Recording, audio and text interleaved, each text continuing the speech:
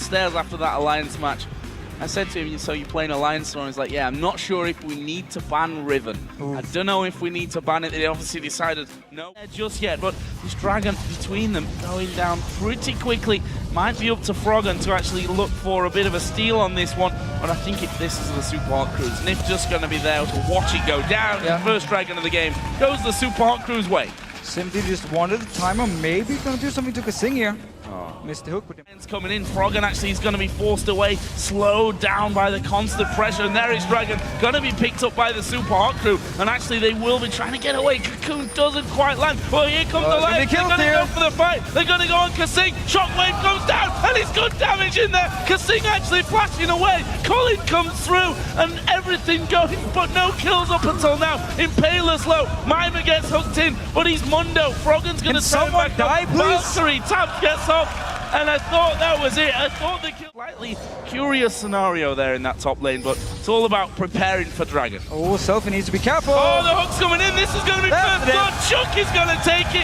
27-40 into this game. Mr. Rolls also going low at the back. They need to get away. It's a great ulti out of Wicked, and that will be the second kill. Kasing goes down to Froggen, and we saw Froggen trying to chase Supa more, but Alliance get themselves the 2, and I think they're going to push this mid lane out. They might even go for Baron here with 2 members down. We're already 28 minutes into the game. There's a long time before Selfie and Kasing respawns.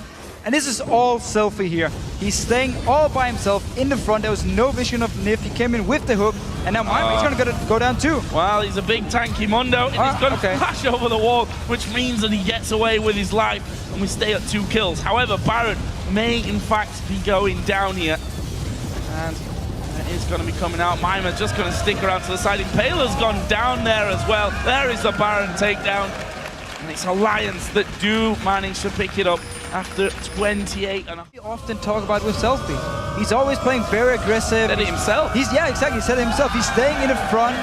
He wants to try and make the big play, but Alliance caught him out of position. Back into these fights as quickly as possible after taking the poke.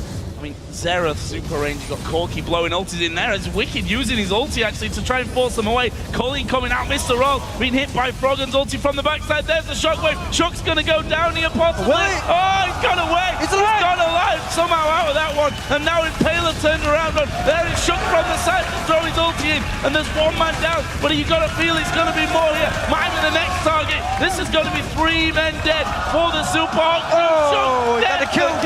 Stubbs somehow survived through all that damage, and that is the inner turret going the way of Alliance. Maybe a bit of a challenge from the Super Hot Crew, or maybe not. Oriana Ball's in there, but it's going to be taken. Smited down in the end by Shook.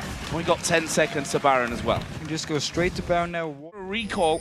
It's literally the least sneaky recall of all time, but oh no, they get blasted. They're going to get stopped. There is Wicked getting hit. Ultimate going to come out off Kasing. That'll knock a couple of people up, but Kasing, Mima, both of them going low. There's the shockwave coming in. Not enough damage to pick up kills just yet here for the Super Hot Crew. Mr. Raz will be picked off as well. It was the hook of Nif that finished it, and 1 by 1 here, Alliance are taking down the Super Hot Crew. Great hook through the wall, and that is Froggen now on a rampage.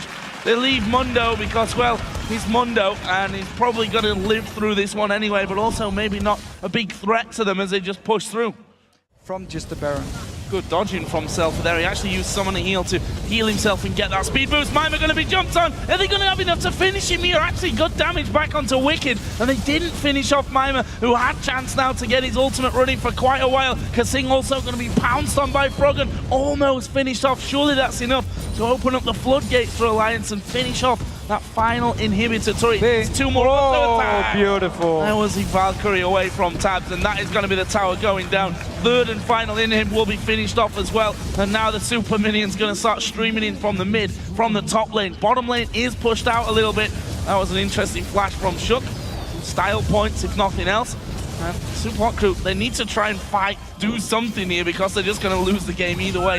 If they don't fight for itself, they're going to be focused. Use these Zhonya's, made it easy for the for Alliance to finish them off, and now only 4 men left standing on either team. They did kill Shook, of course, in that, but will that actually be enough? I think so as well, especially since Tab is running through Mima. Where's the final hit? Oh, he's flashed into the base, gets away. Mr. also hooked in. He's going to get bounced around, finished off by Froggen. They're looking for even more kills here on the fountain. And Alliance, they've got their super minions coming in. They're still trying to kill off Mima. He's not having any of that one. He's still alive in the middle of them. Finally will go down. That'll be wicked together kill. Kasing will fall as well. And that Nexus finally, here in a moment or two, will go down. And Alliance win the game after 42 minutes.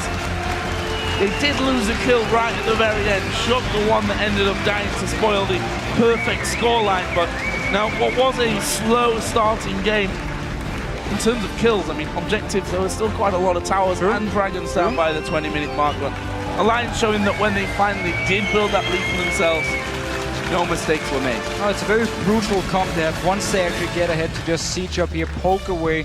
We saw Supa crew, they couldn't really engage onto them, just took a lot of damage, and once they actually tried to engage, couldn't even kill Shook. He jumped away and ended up losing the fight. But I know we talked about it in the game, but it all boils down to Selfie, over-aggressive by himself, caught out of position. Alliance gets the Baron, use it to take some towers in the bot lane to siege up with the siege comp and get such a big gold lead. It didn't even matter like late game, mid game wise anymore because Alliance got so much gold all of a sudden. They got very far ahead in items and there was nothing Supa crew could do to actually come back in the game once they felt so far behind. In some games, it's hard to tell and to really point at the exact reason why a game went the way it did. In this one, it was quite clear, though, because they didn't kill each other for 20...